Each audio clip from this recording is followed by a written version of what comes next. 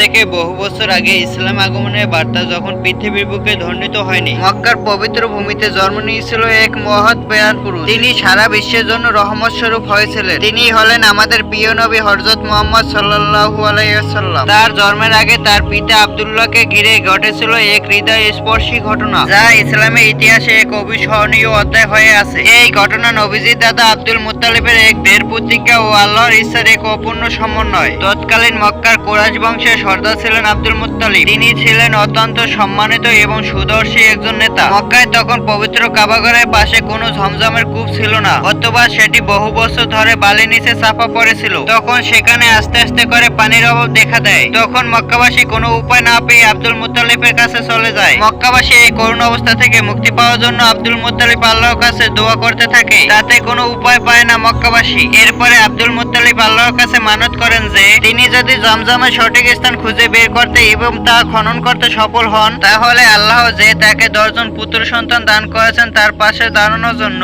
তবে তাদের মধ্যে একজনকে তিনি আল্লাহর রাস্তায় কুরবানি করে দেবেন। আল্লাহ তাআলা তার এই মহৎ ইচ্ছাকে কবুল করলেন। কিছুদিনের মধ্যে আব্দুল মুত্তালিব আশ্চর্যজনক ভাবে জমজমের কূপের সন্ধান পান এবং বহু কষ্ট ও পরিশ্রমের পর তা খনন করে পানির ব্যবস্থা করেন। এরপরে তার পুত্র সন্তানেরা আস্তে আস্তে করে বড় হতে থাকে। তার এই পুত্ররা একসময় বড় হয়ে তার ডান হাত হয়ে দাঁড়ায়। তখন আব্দুল মুত্তালিবকে তার মানতের কথা স্মরণ করিয়ে দেয়। আব্দুল মুত্তালিব একজন সত্যবাদী এবং প্রতিশ্রুতিবদ্ধ একজন মানুষ ছিলেন। যখন তার পুত্ররা সকলে পূর্ণ যুবক হয়ে উঠল এবং তাকে যে কোনো কাজে সাহায্য করার জন্য প্রস্তুত হয়ে উঠল, তখন তিনি নিজের মানত পূরণের কথা তাদের সামনে পেশ করলেন। পুত্ররা সকলেই পিতার এই মহৎ প্রতিজ্ঞাকে সম্মান জানালো এবং আল্লাহর পথে নিজেকে উৎসর্গ করতে প্রস্তুত হলো। কিন্তু 10 জনের মধ্যে কাকে কোরবানি করা হবে, সেই সময় আরববাসীদের মধ্যে লটারি একটি প্রথা চালু ছিল, যা দিয়ে গুরুত্বপূর্ণ সিদ্ধান্ত নেওয়া হতো। আব্দুল মুত্তালিব পবিত্র কাবাঘরের সামনে গিয়ে লটারি করার সিদ্ধান্ত নিল। তিনি প্রতিটি পুত্রের নাম দিয়ে তীর বা কাঠি তৈরি করলেন এবং লটারি করলেন। আশ্চর্যজনক ভাবে যতবার লটারি করা হলো, তার সবচেয়ে ছোট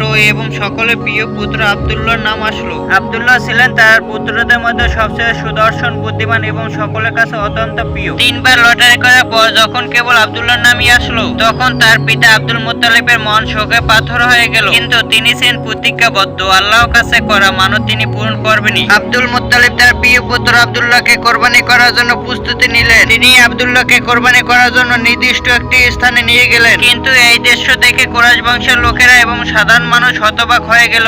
তারা সকলেই আব্দুল মুত্তালিবকে ঘিরে ধরলেন এবং তাকে এই কাজ থেকে বিরত থাকার অনুরোধ জানালেন। আব্দুল্লাহ ছিল মক্কা সকল মানুষের কাছে অত্যন্ত জনপ্রিয় এবং এই ঘটনা মক্কা সমাজে এক গভীর প্রভাব ফেলছিল। তারা ভয় পাচ্ছিল যে যদি এই প্রথা চালু হয়ে যায়, তবে লোকেরা তাদের সন্তানদের এভাবে কোরবানি করতে শুরু করে দেবে। তারা আব্দুল মুত্তালিবকে বোঝালেন যে এই কাজটি করা খুবই কঠিন এবং এর পরিবর্তে অন্য কোনো সমাধান খুঁজে বের করা আমাদের উচিত। দীর্ঘ আলোচনার পর তারা সিদ্ধান্ত নিলেন যে এই বিষয়ে একজন জ্ঞানী মহিলার পরামর্শ নেওয়া উচিত। সেই জ্ঞানী মহিলা সিরিয়ায় থাকতেন এবং তিনি তার প্রজ্ঞা ও জ্ঞানের জন্য সুপরিচিত ছিলেন। আব্দুল মুত্তালিব তার বিশ্বস্ত কয়েকজন লোক এবং আব্দুল্লাহকে সঙ্গে নিয়ে সেই জ্ঞানী মহিলার কাছে গেলেন। সমস্ত ঘটনা শুনে মহিলা বলেন, তোমাদের দেশে একজন মানুষের রক্তমূল্য কত? কুরাইশরা জানালো যে সে সময় একজন মানুষের রক্তমূল্য ছিল 10টি উট। জ্ঞানী মহিলা তারপরে বলল, তোমরা আব্দুল্লাহ এবং 10টি উটের মধ্যে লটারি করো। যদি লটারি আব্দুল্লাহর পক্ষে আসে, তাহলে আরো 10টি উট যোগ করো এবং আবার লটারি শুরু করো। এই প্রক্রিয়া ততক্ষণ চালিয়ে যাও যতক্ষণ না উটের পক্ষে লটারি না আসে। আব্দুল মুত্তালিব এই প্রস্তাব জ্ঞান করলেন এবং মক্কায় ফিরে আসলেন। তারপরে জ্ঞানী মহিলার কথা মতো কাজ শুরু করলেন। দুর্ভাগ্যবশত প্রথম লটারিতে আব্দুল্লাহর নামই আসলো। তিনি তখন আরো 10টি উট যোগ করলেন, অর্থাৎ 20টি উট। আবার লটারি শুরু করলো, এবারও আব্দুল্লাহর নামই আসলো। আব্দুল মুত্তালিব প্রতিবারই 10টি উট যোগ করতে থাকলেন। এই প্রক্রিয়া চলতে থাকলো। প্রতিবারই আব্দুল্লাহর নাম আসলো এবং উট যোগ হতে থাকলো।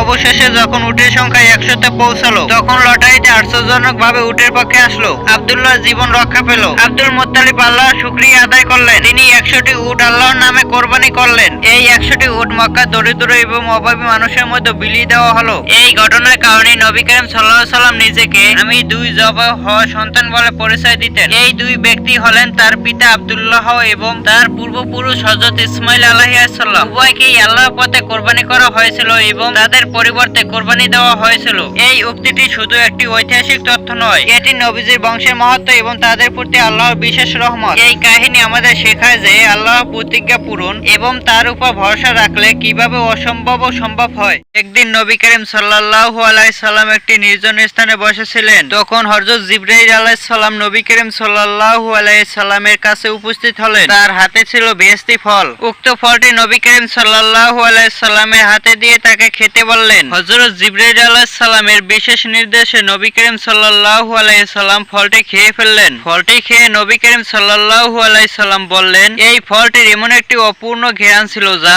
আমি দুনিয়ায় বসে অনেক দামি দামি ফল খেয়েছি, যার মধ্যে আমি এরকমের ঘ্রাণ কখনোই পাইনি। প্রিয় নবী হযরত মুহাম্মদ সাল্লাল্লাহু আলাইহি সাল্লাম ফলটি খাওয়ার পর জিবরাইল আলাইহিস সালাম সেখান থেকে চলে গেলেন। এই ঘটনার কিছুদিন পর হযরত মুহাম্মদ সাল্লাল্লাহু আলাইহি সাল্লামের প্রিয় স্ত্রী হযরত খাদিজা রাদিয়াল্লাহু গর্ভবতী হলেন। হযরত ফাতিমা রাদিয়াল্লাহু এর জন্মের কিছুদিন পূর্বে কোনো এক সময় হযরত জিবরাইল আলাইহিস সালাম আমার কাছে আসলেন এবং বলতে লাগলেন, হে নবী, হে দোজাহান, এবারও আপনার একটি কন্যা সন্তান জন্মগ্রহণ করবে, যে কন্যা হবে সকল নারীদের মধ্যে শ্রেষ্ঠ।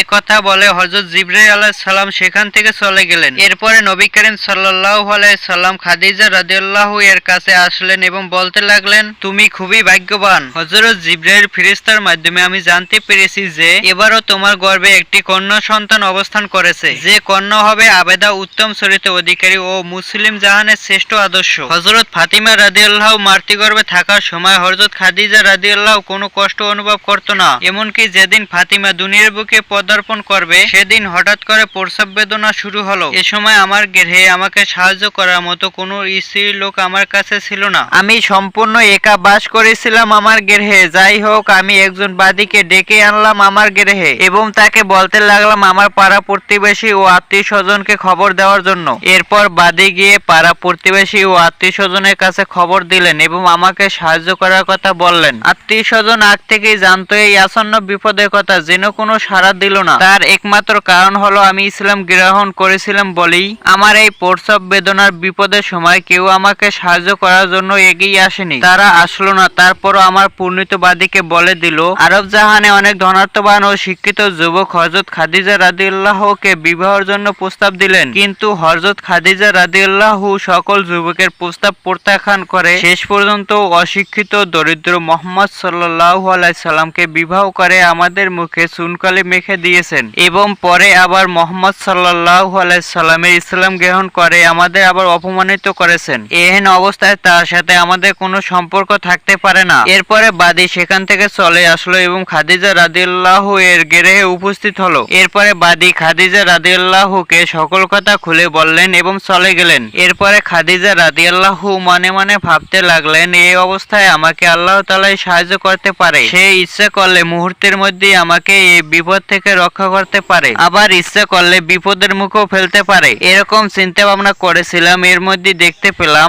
আমার গৃহখানি অপূর্ণ আলোয় আলোকিত হয়ে গেছে। ফিরে তাকিয়ে দেখলাম চারজন জ্যোতির্ময় রমণী আমার সামনে দাঁড়িয়ে আছে। সত্যিই আমি তাদেরকে দেখে অবাক হয়ে গেলাম। আর অবাক হওয়ার কথা, তাদেরকে আমি আর কোনোদিনও দেখতে পাইনি। কিছুক্ষণ পরে আমি তাদের দিকে তাকিয়ে তাদের পরিচয় জিজ্ঞাসা করায় সাথে সাথে তাদের মধ্যে একজন আমাকে অভয় দিয়ে বললেন, মা, আপনার কোনো ভয় নেই। আপনি সেই আল্লাহ তাআলাকে স্মরণ করেছেন, আমরা তারই নির্দেশে আপনাকে সাহায্য করার জন্য এসেছি। তাদের মধ্য থেকে একজন বলল, আমার নাম হলো হাওয়া। এরপরে দ্বিতীয় রমণী পরিচয় দিয়ে বললেন, আমিও আপনার খেজমতের জন্য এসেছি। আমি মিশরের বাদশা ফেরাউনের স্ত্রী আসিয়া। আরেকজন বললেন, আমি হলাম ঈসা নবী আলাইহিস সালামের মাতা, আমার নাম হলো মরিয়ম। আল্লাহ তাআলা বিশেষ নির্দেশে আমি আপনাকে সাহায্য করতে এসেছি। সর্বশেষে চতুর্থ রমণী বললেন, আমি হলাম মুসা আলাইহিস সালামের ভগ্নী কুলসুম, আমিও আল্লাহ তাআলার নির্দেশে আপনাকে সাহায্য করতে এসেছি। হযরত খাদিজা রাদিয়াল্লাহু বললেন, প্রসব বেদনার কঠিন বিপদের সময় আমি তাদেরকে আমার নিকট পেয়ে অত্যাধিক খুশি হলাম। শুধু খুশিই নয়, মনে মনে ভাবলাম আমি অত্যন্ত ভাগ্যবতী। হযরত ফাতিমা রাদিয়াল্লাহুকে বিশ্ব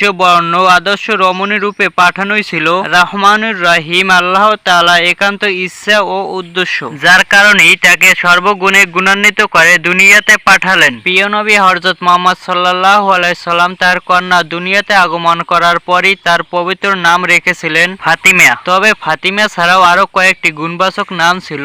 এরপরে ফাতিমা আস্তে আস্তে করে বড় হতে থাকে। ফাতিমা রাদিয়াল্লাহু পাড়া প্রতিবেশী ছেলেমেয়েদের সাথে তেমন মিশতেন না। তিনি পাড়া প্রতিবেশী ছেলেমেয়েদের সাথে কোনো সময় ঝগড়া বিবাদ করেনি, বরং যেসব ছেলেমেয়েরা ঝগড়া বিবাদ করত তাদেরকে বুঝিয়ে তা মীমাংসা করে দিতেন। হযরত ফাতিমা রাদিয়াল্লাহু সবসময় তার বাবা মায়ের কাছে থাকতে পছন্দ করতেন। বাল্যকাল থেকেই তিনি তার বাবার মতো সত্যের পূজারী ছিলেন। আশ্চর্যের বিষয় হলো নবী করিম সাল্লাল্লাহু আলাইহি সাল্লাম যে বিষয়ের প্রতি বিশেষ সজাগ থাকতেন তিনি সেই সকল বিষয়ের প্রতি সজাগ থাকতেন। তিনি বর্তমান যুগে ছেলেমেয়েদের মতো বেহুদা সময় নষ্ট করে বাজে ছেলেমেয়েদের সঙ্গে ধুলোবালি নিয়ে রং তামাশা করতে পছন্দ করতেন না। এমনকি যারা প্রিয় নবী হযরত মুহাম্মদ সাল্লাল্লাহু আলাইহি সাল্লামের প্রধান শত্রু ছিল, অর্থাৎ তাকে চিরতরে দুনিয়া থেকে বিদায় করার জন্য সব সময় ষড়যন্ত্রে লিপ্ত হতো, তাদের সঙ্গে তিনি এক মুহূর্তের জন্য খারাপ ব্যবহার করতেন না। সেই শত্রুরাও হযরত ফাতিমা রাদিয়াল্লাহু এর চরিত্রের প্রশংসা করতেন। হযরত ফাতিমা রাদিয়াল্লাহু তার মায়ের আদেশ মনোযোগ দিয়ে শ্রবণ করতেন